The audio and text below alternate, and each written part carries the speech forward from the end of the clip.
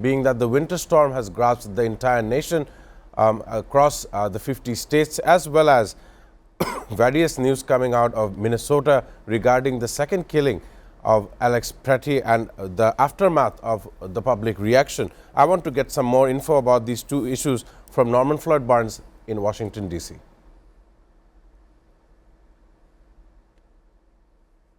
Greetings here in Washington, D.C. We are experiencing the second day of this winter storm. The snow has stopped falling, but the snow is now on the ground, and the ground is very cold. And we still have people without power. Over 100,000 people without electricity in the United States on the East Coast.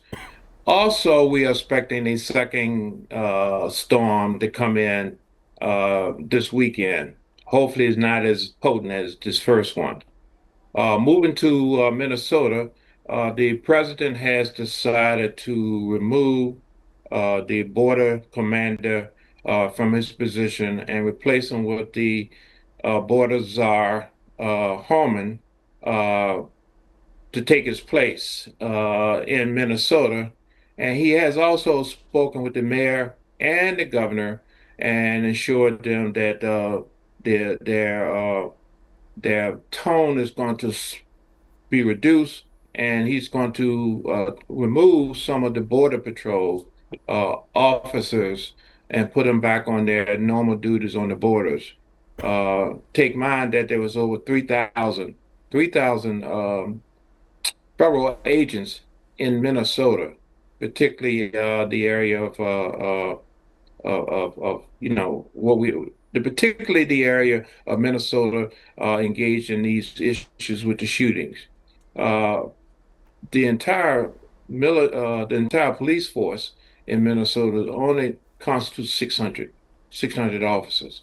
So the amount that the president's talking about reducing, we don't know, but it appears that the governor and the mayor is somewhat pleased with this.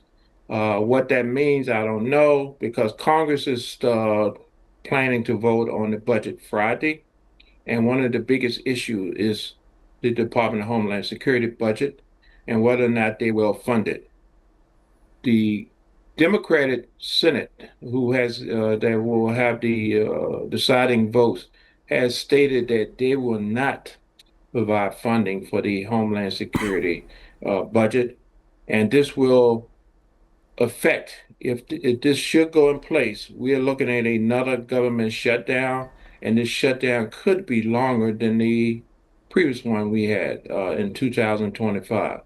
So this will be very disruptive to the American public again. People will be furloughed, people without jobs, function will be shut down.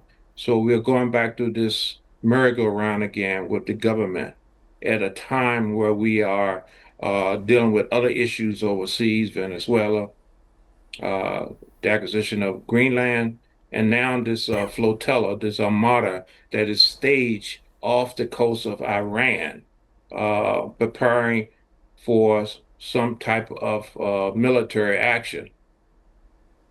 President has also stated that Iran, even though we have the armada off the coast, the president has indicated Iran has indicated they want to talk.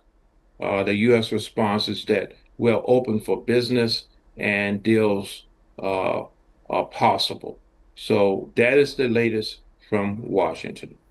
It is a trying time around the world for geopolitics, but as I understand, the UK Prime Minister Sir Keir Starmer is heading to China, is supposedly to land today. Of course, this would be new, as the last Western leader to join Xi Jinping in a visit to China was Canada's Mark Carney.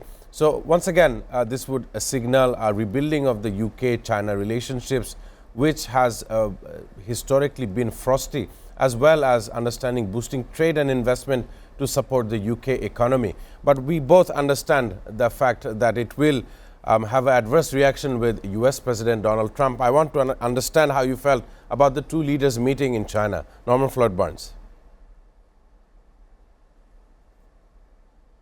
Yes, thank you.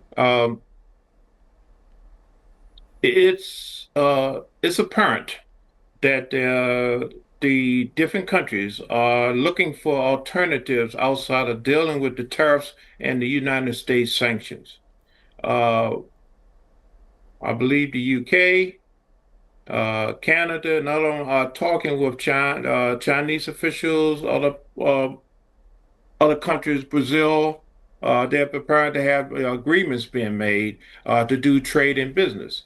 Uh, I believe that this is a good thing for the world. While the United States is trying to figure out exactly how they're going to deal and manage their affairs around the world and how the relationships are going to stack up as we move forward, the countries must decide on exactly how they're going to exist, how they're going to coexist, how they're going to participate in this process.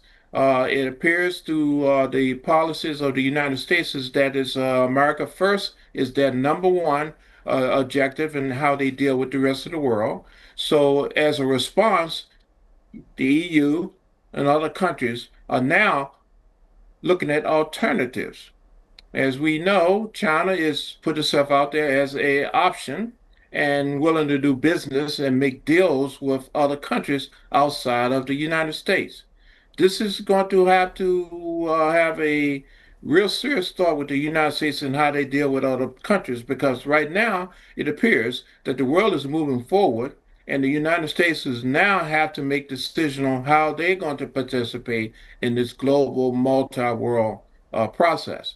So I feel that this is a good thing for the world, not a good thing for the current administration, who will have to constantly adjust and adapt and make concessions on how they're going to deal with things. So this is nothing new. It's going to continue. The Trump administration has a habit of making claims and then going back on them and making concessions. So the strong will prevail, still shop and shield, still, and the weak will follow in line. But long-term sustainability, it must shift. There must be a shift from tariffs, control, and military influence on exactly how the world exists. So I think we're moving in a good direction in terms of globally, but we will have issues come up. There'll be conflicts come up. There will be more controversy. A lot of news stories going to be coming out of this. But in the end of the day, everything will be okay.